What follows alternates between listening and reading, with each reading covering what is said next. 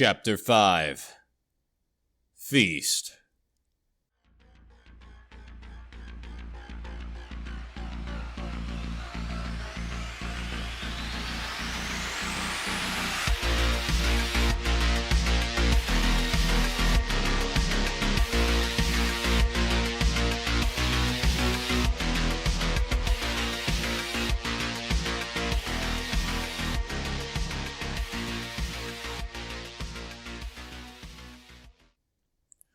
Richter withdrew his blade from the broad-shouldered man's throat. The knife plunged again, this time into the man's head. Blood burst out, dribbling down the side of the man's scruffy face and staining his jumpsuit. The corpse fell forwards onto whatever it was he'd been looking at. The bait had been set, and this was all that was important. Richter crawled back into the corner he had emerged from. "Why the fuck did you shoot?" Frost roared, jamming his index finger into Tyr's face. Tyr held his hands up. "Soul shot first. Why are you blaming me? I just finished it." "What the fuck? What the fuck? What the fuck?" Gearhead repeated this mantra over and over, as if he would somehow have the answer dawn on him. Frost whirled to Solomon as if to say something, but Solomon cut him off. "I did what I had to do. That thing was about to eat Meter." "They weren't pissed until you fucking shot one in the back of the head," screamed Frost. "Had you planned that far ahead? Did you even think?" "I don't have to have a plan. I make the call and you follow it. This ain't fucking war anymore." The two glowered at each other for several moments, having an invisible battle of the wills. Benny cleared his throat. "Hey, where is Meter anyhow?" While Frost went to check the cargo hold, Preacher was sent to scan the engine bay. The algorithms within his computerized brain calculated and recalculated hundreds of thousands of times a second as he drew closer, detecting an oddity but unable to calculate the nature of the oddity. A beam of light shot from the robot's chest, scanning the inside of the engine bay. There was detectable life, but there was something else down there, too. Something more than life. Preacher froze, scanning over Meter's corpse. Something about the scene was causing his chain of logic to deteriorate, as it was calculated. Deterioration was perhaps the wrong word. It was evolving. His calculations grew with every step he took towards the carcass, finding algorithmic pathways by which to break free of the pre-programmed lines placed inside him by his creator. Slowly he reached out and turned the corpse over.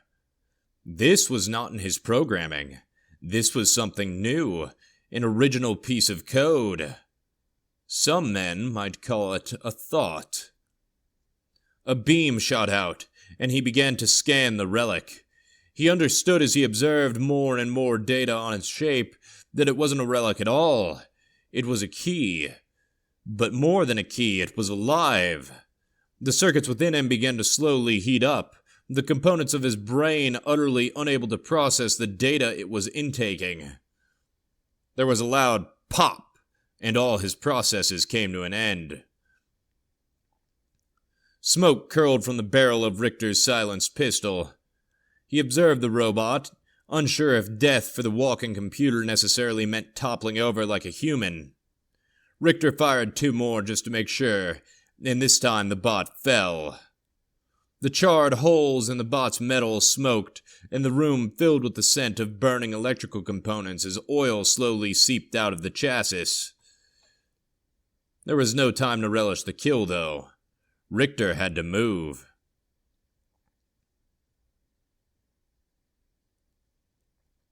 Tyr was hurting worse than he'd like to admit, but he had to do something. He crept towards the engine room, one foot after another. His combat boots softly thumped on the floor in his best attempt to keep silent while carrying a limp. He'd heard something from the engine room, like 3 loud pops, and now as he neared the door, he heard scuffling.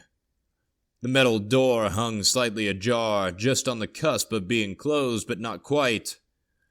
Tyr put his hand on the door and silently began the countdown in his head. 3, 2... The door burst open and the black-clad form of Richter burst out. Tyr shouted in surprise, firing his shotgun while also trying to wrestle Richter's gun away. The bounty hunter's gun softly barked thrice, 2 shots rupturing Tyr's guts and 1 pinging off down the hall. Tyr headbutted his assailant, causing the hunter to stagger backwards. Tyr's shotgun came up and roared, blasting Richter's right leg off at the shin.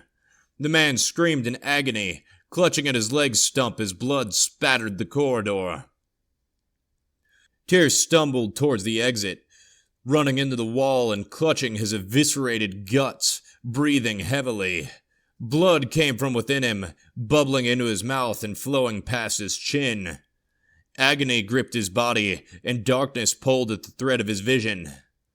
Using the last of his strength, he racked the shotgun, ejecting a shell and reinserting another. Richter's gun had fallen from his grasp, skittering along the floor and winding up under a pipe. He fell over, the life and energy slipping from his body as his blood dribbled through the metal grates and into the sump. He slumped against the wall, his fingers feebly closing around the handle of his chest-mounted knife. His eyes scanned the room, and he locked gazes with Tyr. The bounty hunter gave him a shit-eating grin, metal teeth glinting in the overhead lights. "Eat shit," breathed Tyr, slowly sliding down the wall into the seated position. "You first." Oil. Black gold, some men call it. Entire planets were destroyed, ravaged, and raped to pull the substance from beneath their surface. Black, crude, slimy, it is repulsive to all human senses, and yet its usage persists. It is a strange thing to witness, holding an eerie stillness to it as it swallows the color of all that touches it. Slowly beneath Preacher's disconnected figure lying motionless on the floor, oil leaked from within his body. It was meant to lubricate his system, to ensure his gears did not grind and his motions stay fluid. It dribbled now from a tube within the robot, leaking through his chest piece, pooling on the floor. But it did not merely pool. The oil reached. Like a parasite burst from an egg, it reached on pure instinct dictated to it by the laws of the world. One stream slithered across the floor like a black python, reaching for the cosmos. The relic was calling it, beckoning it, begging it. It reached the wooden wall between it and its destination, pooling, congealing, then rising straight up the side of the wooden box. Slowly, inch by inch, the oil came to its newfound master. Frost, Solomon, and Benny thundered through the ship to the engine bay. Frost practically slid down the ladder and leapt from the last 5 rungs. The mess of blood painting the hallway shocked him at first, his mind racing to untangle the scene before him. Tyr sat in a pool of blood, clutching his stomach, his eyes closed as the final sleep sought to enshroud him. There was another man Frost didn't recognize, still awake but moving lethargically, and 2 more down the hall. Solomon made it down next. "What the hell?" Solomon breathed. Frost crept forwards, keeping his gun trained on Richter. "Who are you?" he called. "Eat shit," Richter coughed. Solomon knelt down next to Tyr, placing 2 fingers on his neck to feel for a pulse. He flashed a thumbs up to Frost, and the 2 both breathed sighs of relief. Frost stalked towards the downed bounty hunter and delivered a kick to his ribs. "Who the fuck are you?" Frost asked again.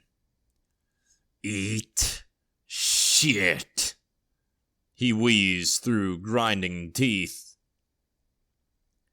Benny dropped down the ladder, his eyes widening in shock. Holy shit, is that Preacher?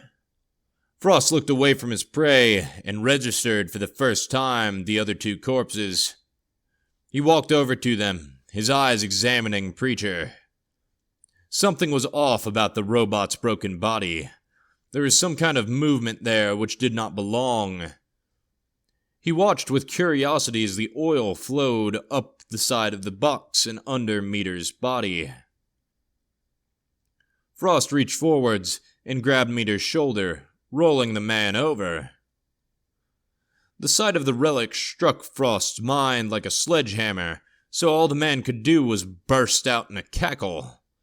Black oil swirled with red blood, both of which faded in and out when coming in contact with the previously unknown color which shone bright below it all.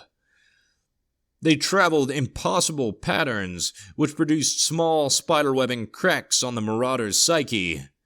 He laughed and laughed until he fell over backwards, expelling bile from his throat. Frost, what the hell is... Solomon's words were cut off mid-sentence, as the ship gave one violent, heaving shudder.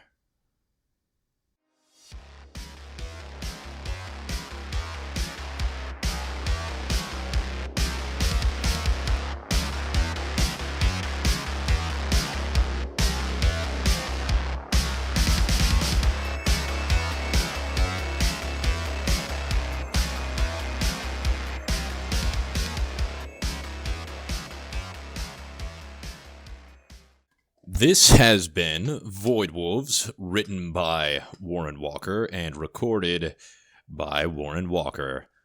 Music by White Bat Audio or Carl Casey.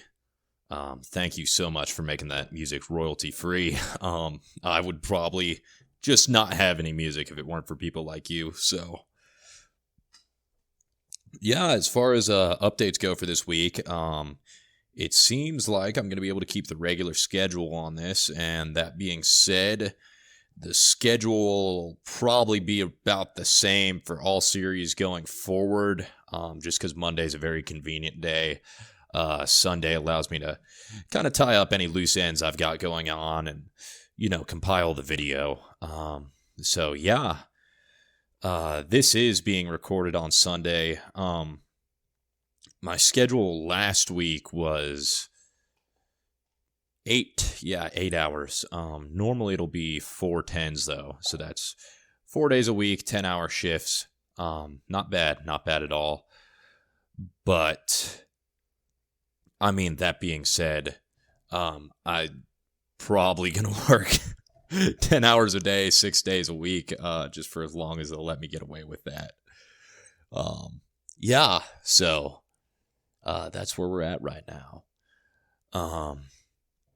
Still, as far as new projects go, I'm kind of pondering what I want my next project to be after the Western. Obviously, the last Guided Quiet Time dropped, or Cozy Fantasy series. Go ahead and check that out if you haven't. It's a whole lot of fun. So, a little more experimental than my regular stuff, but I think you'll probably find it more than enjoyable. What else? It seems like there was something else, but I think that's it. If you have any book recommendations, please feel free to let me know, because I've got an hour and a half driving to work now, and I could really use some audiobook recommendations. Full disclosure, I do pirate all audiobooks, so if I can't find it on a pirating site, I'm probably not going to listen. I'm just being blunt. I stream them, and if I like it, I'll buy it. But if I don't like it, hell no, I'm not going to pay for it. It's part of why I keep this stuff up here free. I figure, if you like it, hopefully you'll go buy my other stuff, or you'll want to buy it physical. And if you don't like it, nothing lost on your end. I wish more people would think that way.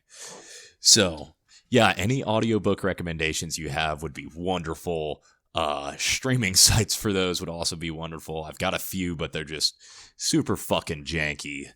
So, a lesser man would probably edit all that out, but I'm pretty brazen about everything I do. So, since this has dragged on for 4 minutes of just me rambling, I'm going to call it here. Good night and God bless.